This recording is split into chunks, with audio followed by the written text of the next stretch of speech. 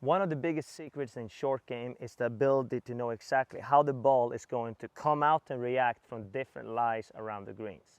Most amateurs only practice their pitching and chipping from perfect lies on the fringe and the fairway, and they don't really know what the ball is going to do when it's not teed up perfectly on the fairway. So it's really important to practice these type of shots and learn exactly how the ball is going to react. So I have here 3 different lies.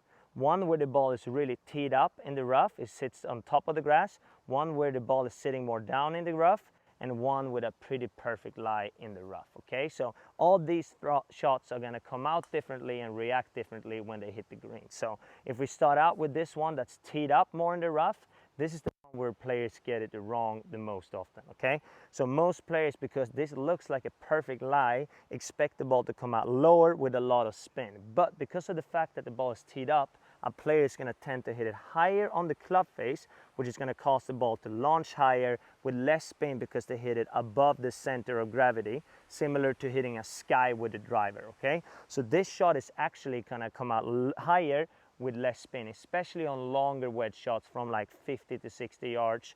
This shot is definitely not going to come out low and spinny, okay? So let's see if I can hit this shot around the green here, and the ball is probably going to come out a little bit higher with less spin.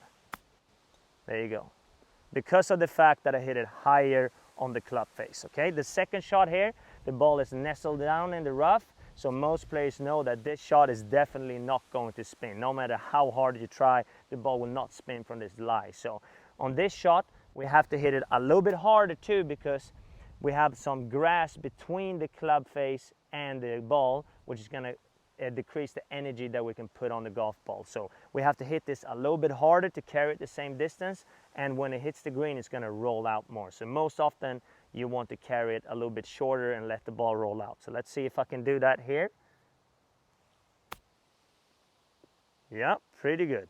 All right, and the third one is pretty much a perfect lie. The ball is sitting perfectly in the rough here. We don't have any grass between the club head and the ball is laying pretty much just above the surface, okay, or just above the ground. So you're not going to tend to get underneath this golf ball, and you don't have any grass between the club face and the ball. So this shot is going to react very similar to a shot from the fairway. So this is going to come out a little bit lower with a little bit more spin.